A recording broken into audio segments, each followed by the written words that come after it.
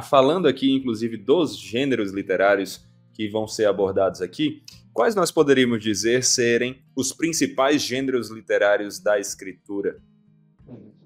Joia, Sauer. Quando a gente pensa na Bíblia, a gente tem vários gêneros principais e alguns subgêneros.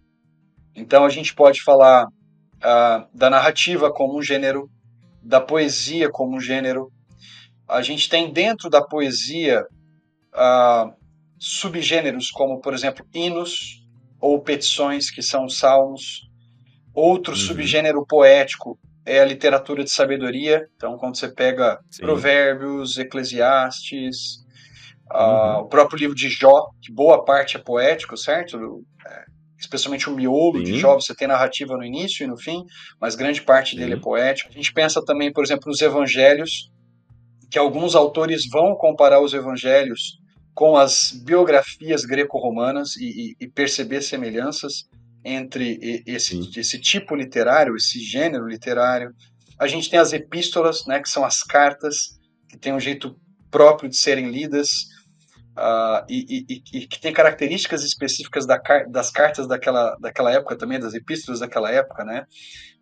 Sempre quando eu dou aula de hermenêutica, eu comento com os meus alunos que hoje em dia a gente escreve primeiro mencionando o destinatário, né? Aí a gente traz a mensagem, a gente termina com uma saudação e aí vem o remetente, né? Vem o nosso nome.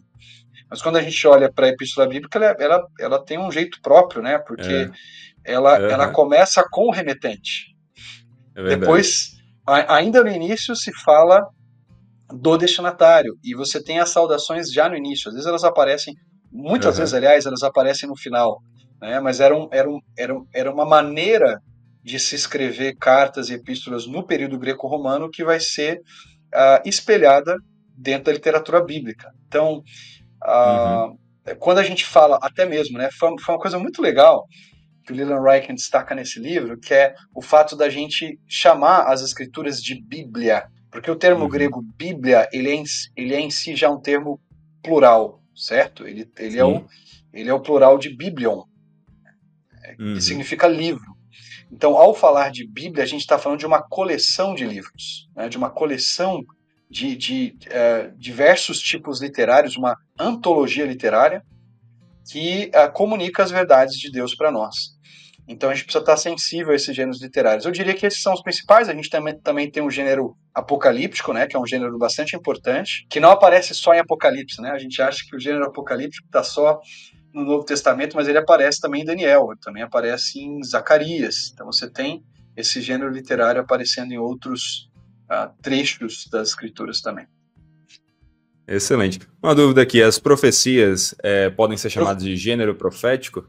Sim, sim. As profecias também entrariam dentro do gênero literário, né? Alguns, inclusive, alguns autores, vão falar que às vezes você tem no gênero poético, profético, né? Você tem poesia, você tem narrativa. Por exemplo, você pega Isaías, né? Você tem boa parte do livro de Isaías, ele é um texto profético, mas ele está escrito numa forma poética, e às vezes você tem narrativa. Por exemplo, a narrativa de quando Senaqueribe invade Judá e cerca Jerusalém. Você tem toda uma descrição ali de Ezequias, dele buscando a ajuda de Deus, tal. Então ali você tem, dentro da profecia, esse gênero narrativo.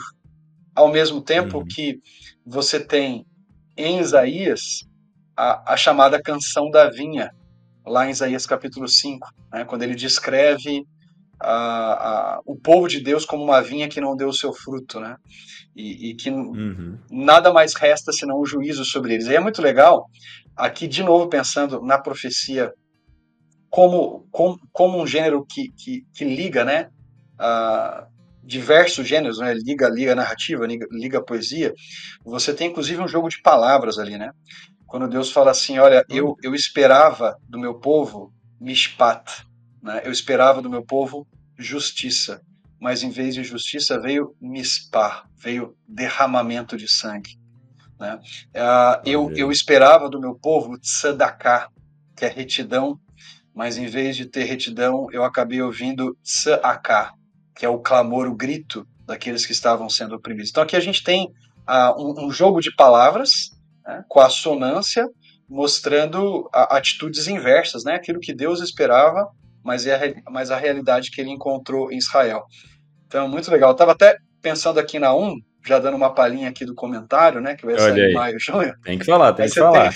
mas você tem, por exemplo, você tem o uso da imagem mais poética, né, da imagem, por exemplo, os assírios sendo descritos como leões, em Naum 2, de 11 a 13, e os reis assírios gostavam de se descrever tanto como leões em batalha, mas eles também, especialmente Assurbanipal, que eu creio ser o rei da época de Naum, o imperador, né, assírio da época de Naum, ele muitas vezes se descrevia como caçador de leões, né?